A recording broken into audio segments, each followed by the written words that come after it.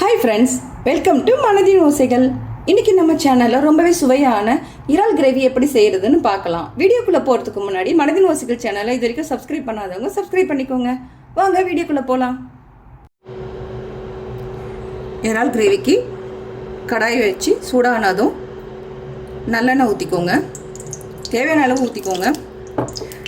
நம்ம எப்பவுமே நான்வெஜ் செய்யும் போது நல்லெண்ணெய் பயன்படுத்தினோம்னா ரொம்பவே நல்லது. இதில் 2 ஸ்பூன் சோம்பு போட்டுக்கோங்க. 2 பட்டை போட்டுக்கோங்க.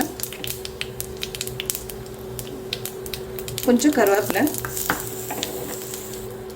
2 பொடியாக நறுக்கின வெங்காயம்,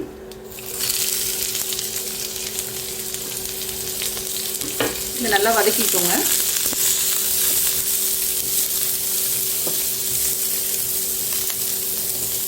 வெங்காயம் கொஞ்சம் வதங்கினதும் நல்ல பழுத்து தக்காளி பழமாக எடுத்து 2 தக்காளி பழத்தை இப்படி பொடியாக கட் பண்ணி போட்டுக்கோங்க.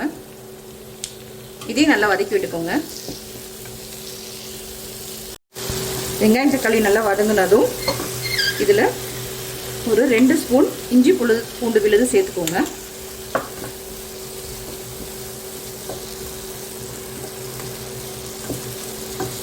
இதில் ஒரு 2 ஸ்பூன் மிளகாய் பொடி சேர்த்துக்கிறேன். நான் இதில் வீட்டில் அரைச்ச மிளகாய் பொடி இது. ஸோ இதிலே தனியாத்தூள் எல்லாமே மிக்ஸ் ஆகிருக்கு. கருவேப்பிலை, மஞ்சள் பொடி எல்லாமே கலந்து தான் அரைச்சிருக்கோம் வீட்டில். நீங்கள் தனியாக மிளகாய் பொடி போடுறீங்கன்னா அதில் தனியாக பொடி எவ்வளோ வேணும்னு பார்த்து நீங்கள் சேர்த்துக்கோங்க. இது கூட 1 ஸ்பூன் கல் உப்பு சேர்க்குறேன். நீங்கள் தூள் உப்பு போட்டிங்கன்னா உங்கள் தேவைக்கு ஏற்ற மாதிரி போட்டுக்கோங்க. இதில் கொஞ்சமாக தண்ணி விட்டுக்கோங்க. இந்த மசாலாலாம் தண்ணியில் கொஞ்சம் மிக்ஸ் ஆகட்டும்.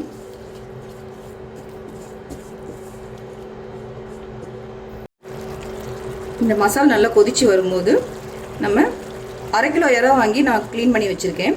இந்த இறாவில் பார்த்தீங்கன்னா மஞ்சள் பொடி போட்டு நல்லா 5 நிமிஷம் ஊற வச்சு ஒரு 5 முறை கழுவி எடுத்திருக்கேன்.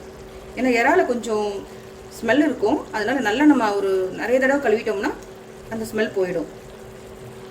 இந்த மாதிரி மஞ்சள் போட்டு பரட்டி வச்சுக்கோங்க, கழுவிட்டு சுத்தப்படுத்திட்டு. இப்போ இது கொதிச்சிருச்சு. இதில் இந்த இறாவை நம்ம சேர்த்துருவோம். இறாவை இதில் சேர்த்துட்டு ஒரு 10 நிமிஷம் மட்டும் மூடி போட்டு சிம்மில் வச்சுருங்க. 10 நிமிஷத்துக்கு மேலே ரொம்ப வேக விடக்கூடாது. இறா ரப்பர் மாதிரி ஆகிடும். அதனால 10 நிமிஷம் வெந்தால் போதும். 10 நிமிஷம் ஆயிடுச்சு. இதில் ஒரு 1/2 ஸ்பூன் பெப்பர் தூள் சேர்த்துக்கோங்க.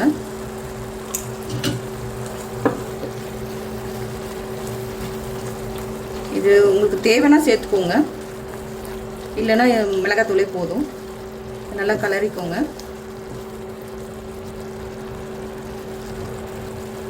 அவ்வளோதான். இதில் கொத்தமல்லி தலையை தூவிக்கோங்க. இப்போ நம்ம அடுப்பை ஆஃப் பண்ணிவிட்டு இதை ஒரு பவுலுக்கு மாற்றிக்கலாம். அவ்வளோதாங்க, இறால் கிரேவி சூப்பராக ரெடி ஆகிடுச்சு.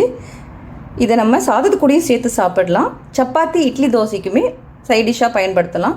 நீங்களும் இந்த இறால் கிரேவியை வீட்டில் ட்ரை பண்ணி பார்த்துட்டு எப்படி இருந்துச்சுன்னு நம்ம கமெண்ட் செக்ஷனில் உங்கள் கருத்துக்களை சொல்லுங்கள். மேலும் இது மாதிரியான சமையல் குறிப்புகளுக்கு மனதின் ஓசைகள் சேனலை சப்ஸ்கிரைப் பண்ணுங்கள்.